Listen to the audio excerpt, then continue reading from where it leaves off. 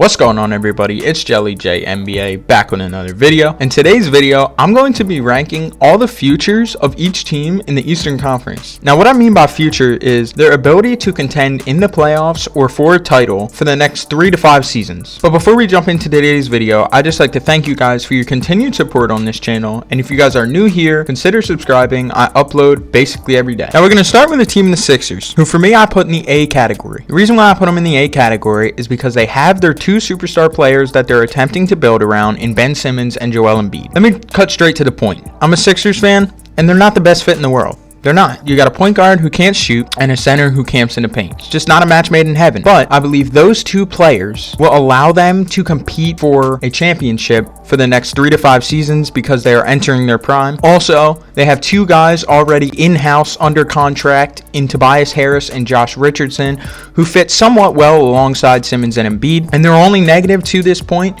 affecting them from, getting more pieces and being a better team is the Al Horford contract. That's not going to look good on paper. It's a 4-year, $109 million contract, and it's going to be a hard trade piece if they plan to move on from him after this season, like many people suspect. Now let's move on to a team in Milwaukee. Their future 100% relies around the decision of Giannis Antetokounmpo in the summer of 2021 when he becomes a free agent. Now for me, I'm going off the mindset that Giannis is not going to leave Milwaukee because they are already a title contender with the team they have built around him, and I believe that he really wants to bring Milwaukee a championship. I'm going to put them in the A+ tier, and here's why. Because one, Giannis Antetokounmpo is about to become a 2-time MVP, and in my opinion is the best regular season player in the NBA. For no reason should the Bucks not be a title contender for the next 3 to 5 seasons in the Eastern Conference if Giannis is to stay. Now let's move on to another team in the Toronto Raptors. Extremely well coached in Nick Nurse. They have probably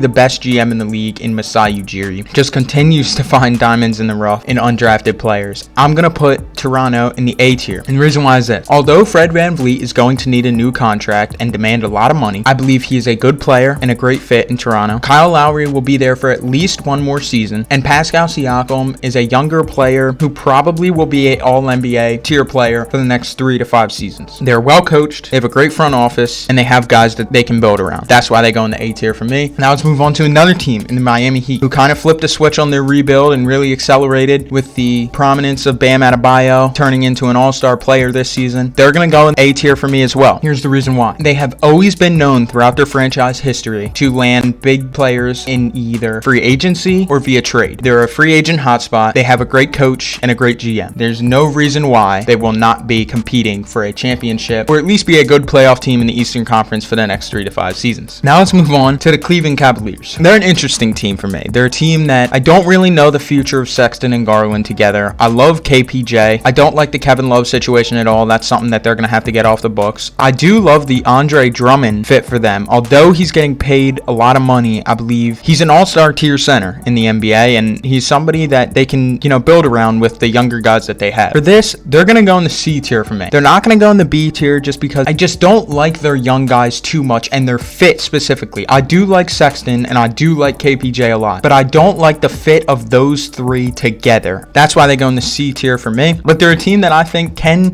compete. Hornets, another team that's just going to go in the C tier. This is a team that they haven't been bad enough the last few seasons to get a lot of lottery luck. They don't really have that one guy that they plan on building around right now. They just have some really solid pieces along the board in Devontae Graham, Terry Rozier, Miles Bridges, PJ Washington, just solid players across the board. I think once they strike on that guy that they can really build around, and if they get some lottery luck in the upcoming drafts, I think then they can definitely move up to the B or A tier because I think they have a good coach and everybody else on their roster is just solid players. But for right now, since they don't have that one guy that they're going to build around, they land in the C tier for me. Now, Chicago Bulls. This is somebody that they don't have their coaching situation together. They did do some front office changes this season, getting rid of Garpax finally. They're going to land in the B tier for me, and here's why. I feel like this team, once they figure out their coaching situation, they just have too much talent for them not to be able to compete for a playoff playoff seed in the East for the next 3 to 5 seasons. You have somebody in Lauri Markkanen who can absolutely shoot the lights out as a 7-foot. You have somebody in Wendell Carter who can be a defensive presence for you. And you have probably one of the most underrated players in the league in Zach LaVine. There's just too much talent for me there to not include them in a tier above Cleveland and Charlotte. That's why they're in the B tier. Now Detroit, let me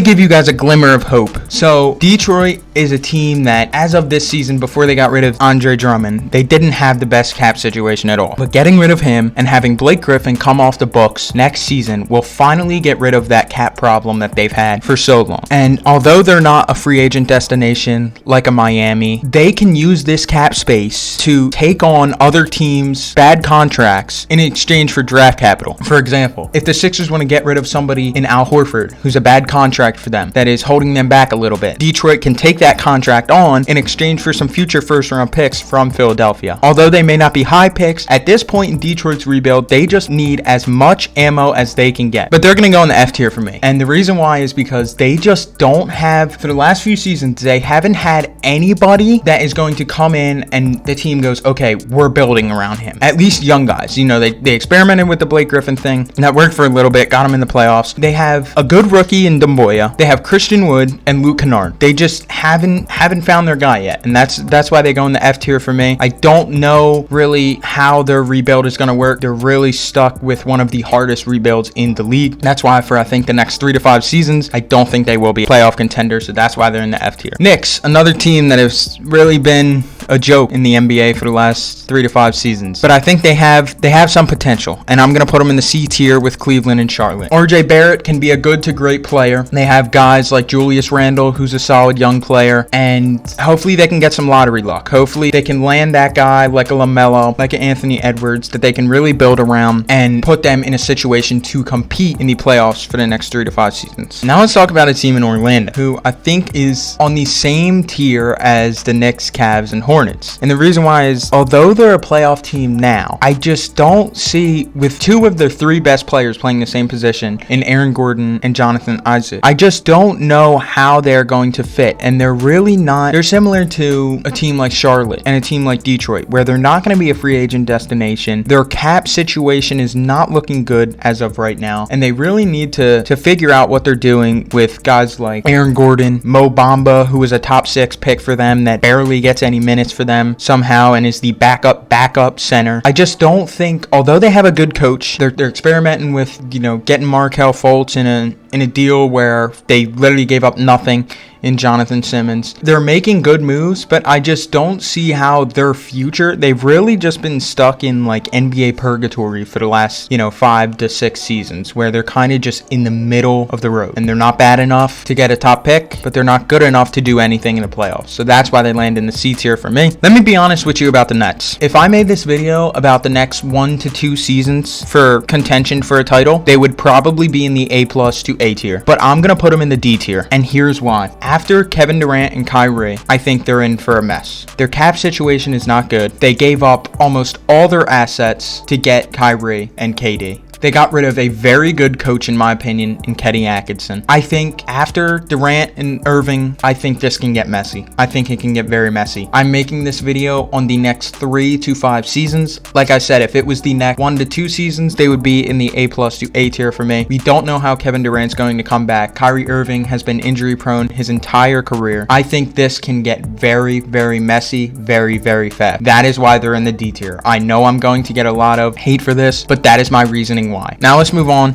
to a team in the Pacers, who probably in this conference has the second best front office outside of Toronto. They have guys like Malcolm Brogdon, TJ Warren, Miles Turner, very, very solid players. I'm going to put them in the B tier. I think they have a lot of talent. They're very well coached. They have a great front office. They're going to be put in a position to compete in the playoffs for the next 3 to 5 seasons easily. Maybe not for a title, but they are going to be playoff contenders in the Eastern Conference for the next 3 to 5 seasons. Boston Celtics. They were between the A tier and the A plus tier for me. I put them in the A tier. When you have guys like Jason Tatum and Jaylen Brown, who are on the same path together and can be, in the future, can be all-star to all-NBA level players. And you have other guys that can complement them that are still great players, just not the focal point of the team. And guys like Kemba Walker, Gordon Hayward, Marcus Smart, they're going to be playoff and title contenders for the next 3 to 5 seasons. That's why they're in the A tier for me. Atlanta, interesting team. I don't love them. I'm going to be honest. I don't love Trae Young. I think he's going to be a negative defender for his entire NBA career, despite his insane scoring ability. John Collins, I like. He can put up good numbers. He can stretch the floor, but just another guy that isn't a great defender. But let me pump the brakes on this for a second. Because Trae Young is so good offensively, because he can make everybody around him that much better, because they have young guys in Cam Reddish and DeAndre Hunter who have the potential to be great perimeter wings and especially great wing defenders, which is a must